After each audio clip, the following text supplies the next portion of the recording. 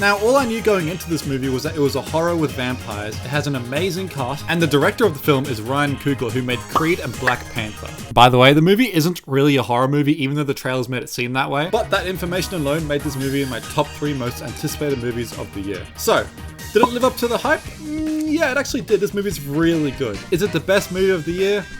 It's definitely up there, but not the best. Now, first of all, this movie takes its time setting up the characters, establishing their motives and their goals, which ultimately results in some memorable characters and higher emotional impact at the end of the film. Michael B. Jordan plays twins in this movie, and he's doing a phenomenal job. And that's true for every performance. The accent in particular, I imagine, is really hard to pull off, but everyone nails it. This is now the second movie of the year with an actor playing 2 separate characters. Although I have to say, with Mickey 17, you could immediately tell which character was which because they were so different to one another. But in this movie, the twins' personalities aren't the complete opposite of each other, and so the way you differentiate them is what color hat they're wearing. Which kinda sucks because we're not wearing a hat in every single shot. And so in certain scenes, I got confused as to what was actually happening. So even though I really enjoyed how the film takes its time setting up the main event of the film, it did linger for a bit too long, especially because the antagonist of the film doesn't pop up until like an hour into the film. When the antagonist is a creature such as vampires, characters usually see a glimpse of what could happen, which keeps the audience interested. The only time we see it before the main event is when it attacks a family that we as an audience don't really care about. For example, in the movie Alien, we also don't see the antagonist pop up until way later into the film,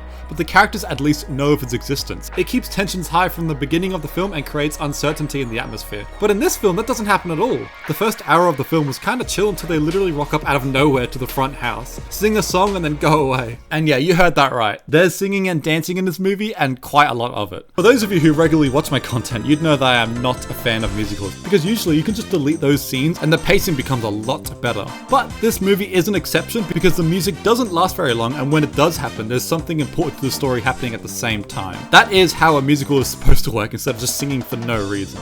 So yeah, once the vampires show up and the real shit happens in the film, it is an absolute treat to watch. There are some action sequences which were a lot of fun to watch. You kind of go through all these emotions of dread and satisfaction at the same time because of each character's motivations. This film does have some horror elements, by the way, it's just fairly infrequent and it isn't the main attraction of the film. But when there is horror, it works decently well, and they particularly did a great job at making the vampires extremely freaky looking. The makeup and special effects looked really good. In fact, the entire movie was beautiful to look at. There's an amazing long take with everyone dancing as the building is set on fire and some great scenery.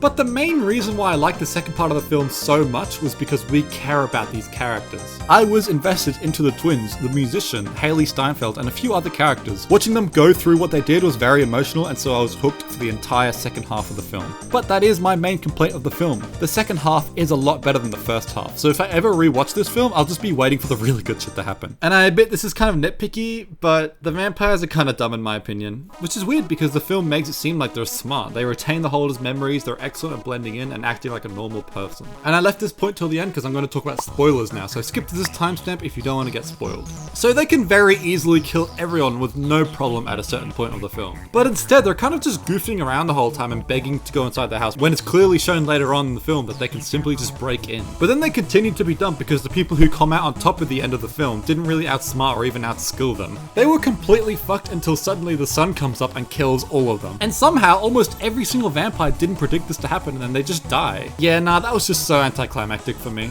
But apart from a few minor complaints, I really enjoyed the film and I'm really glad this movie exists. Everyone's so tired of movie remakes and sequels that are made just to make money. So to watch an original movie as good as this, it's just so good to see. Oh, and by the way, huge congrats on the ratings. It's currently receiving a 98% on Rotten Tomatoes. It definitely lived up to my expectations, and the complaints that I do have, I'm willing to gloss over them since they're very minor. But I gotta admit, I'm really surprised to see how amazing people seem to find this film. I've seen comments like the best film in years or the best vampire movie ever made, and I definitely wouldn't go that far, but I absolutely love how an original movie is getting this much praise.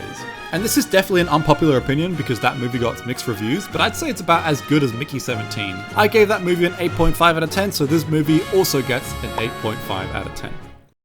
Thank you guys for watching. Let me know what you guys thought of the film and if it's the best film of the year so far. If you're wondering what my favorite movie of the year is, that reward goes to Nesha too. That movie slapped. I really hope you guys enjoyed the video as well. Consider dropping a like and sub if you did. I really appreciate it, and I hope you guys have a great rest of your week. See ya.